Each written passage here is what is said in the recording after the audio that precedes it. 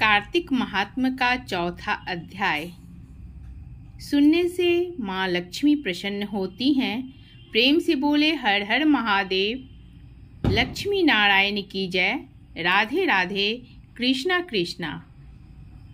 नारद जी बोले, ऐसे कहकर विष्णु भगवान एक मछली रूप धारण कर विंध्याचलवासी कश्यप की अंजलि में अवतरित हुए। उस मछली पर दया करके मुनि ने उसको कमंडल में डाल लिया। जब वह उसमें न समाई तब कुआं में डाला, कुआं से तालाब में, तालाब से समुद्र में डाली गई। तब वहां मत्स्य रूपधारी भगवान शंखासुर दैत्य को मारते हुए और उसे अपने हाथ में दबाकर बद्रीवन को गए।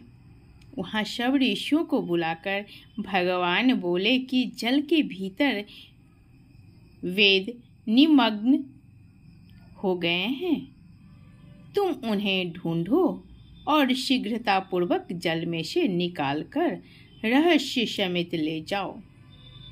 जब तक मैं सब देवताओं समेत प्रयाग में निवास करूंगा।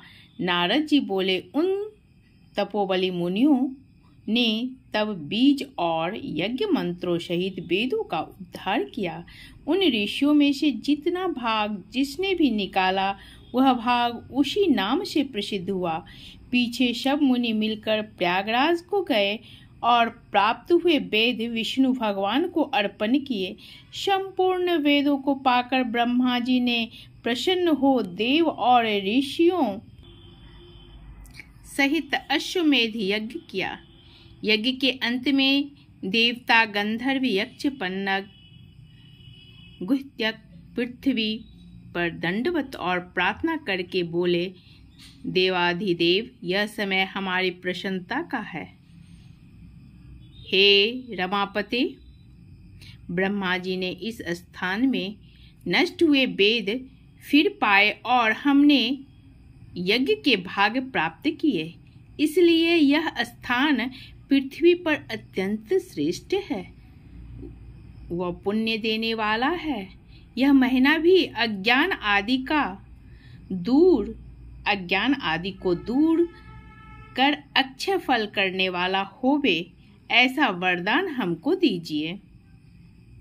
श्री विष्णु भगवान बोले, हे देवताओं, जो बात तुमने कही है यही मुझको भी पसंद है।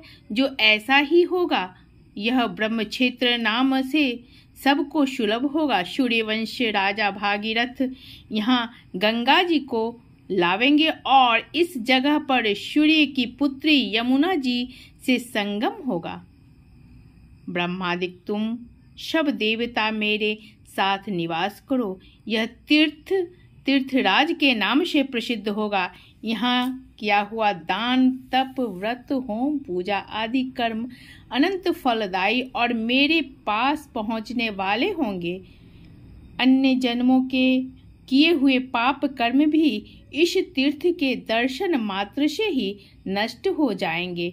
जो मनुष्य देह धारण कर मेरे समीप प्राण परित्याग करेंगे वो मोक्ष को प्राप्त करेंगे। जो पुरुष अपने पितृश्वरों का यहाँ श्राद्ध करेंगे उनके पितृगण मेरे स्वरूप को धारण करेंगे।